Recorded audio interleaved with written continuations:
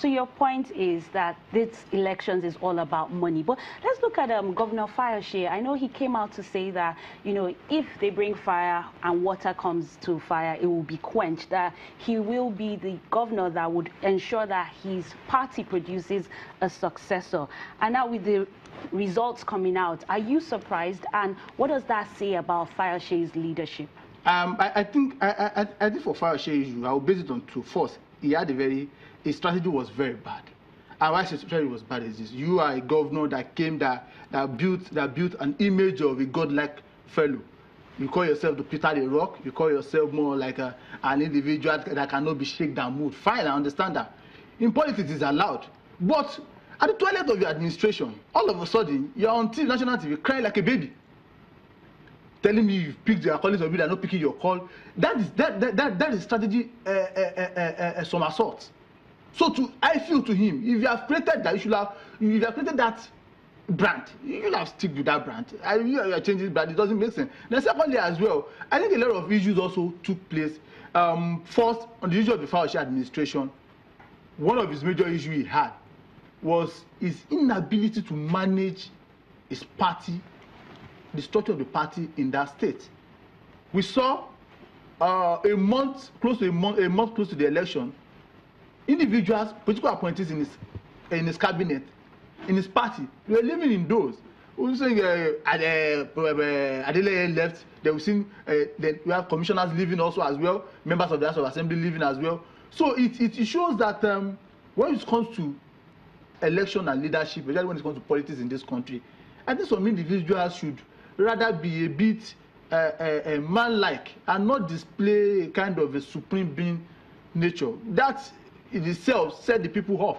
So I think if you are looking at the analysis now on his own contribution to the election, rather than what this APC-led administration and the federal government did to militarize and induce voters, I think he also shares a bit of the. It might not generally affect the total outcome of the election when people are paying 10,000 naira per vote, of course.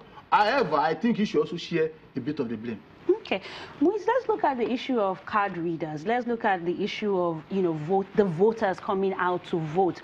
How will you rate these Ekiti elections, especially with the 2019 elections coming up very shortly?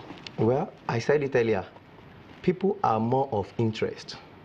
And we should know that when you have an interest, if you have an interest on mind, no matter the disagreement, no matter what they are giving to you, you would want to follow your interest. And for those people that feel they can't follow their interest alone, they would at the same time follow the money while they follow their interest as well. This election has shown us that come to 19, people would go for their interest. And as for the readers, the card reader has gone a very long way, and it has done good to Nigeria. That is why we were not talking about rigging or no rigging. Now we are talking about giving money to people, sharing money. You can see Nigeria is moving ahead. Whether we like it or not, we are moving ahead.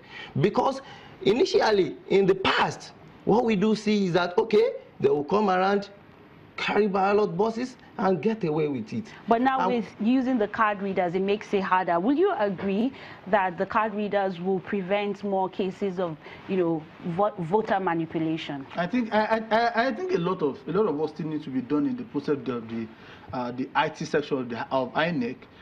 We saw maybe a few incidences. The governor, the PDP candidate was unable to vote before he was later allowed to vote.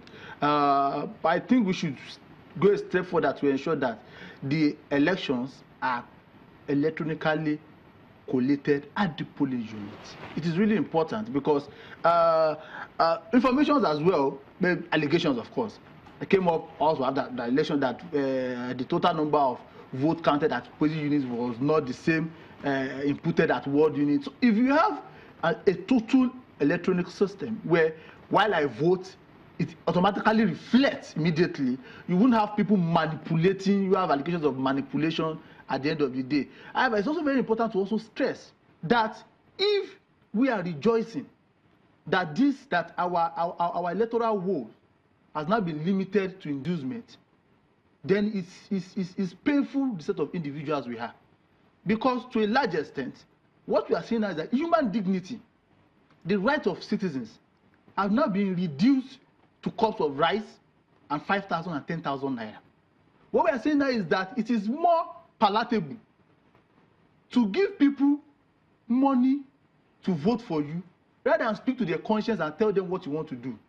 It is disgusting as a country that we will be celebrating this sort of shameful endeavor. Let's look at like the role of social media, for example. You spoke about having, you know, electronic collation even at the polling units, but there are people who, the citizens, go out and, you know, they are there and they post figures. How important has that been in showing the credibility of the elections? Well, I see some NGOs did some fantastic work. They were doing the snap and send, and at your polling unit we snap and send. But you should also understand that how many polling units do you have in the state?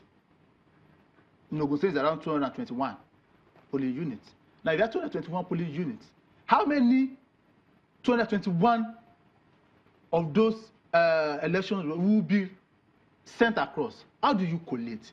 So every day is doing a lot of work in maybe a bit of transparency. However, I think the last thing still falls on with INEC, because at least I've conducted the election. I've been the presiding officer as well, and I understand clearly that it is possible. Manipulation is possible from the polling unit to the ward, then to the local government.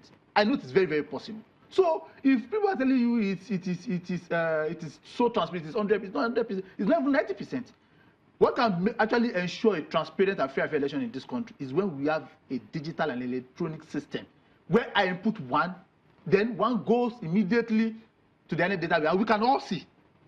So I think that will come the issue of allegations coming up and people talking about votes. Some of the votes are changing as well. Okay, thank you very much, Boladale Adekoya and Ahmed Muiz, for being a part of Rubbing Minds.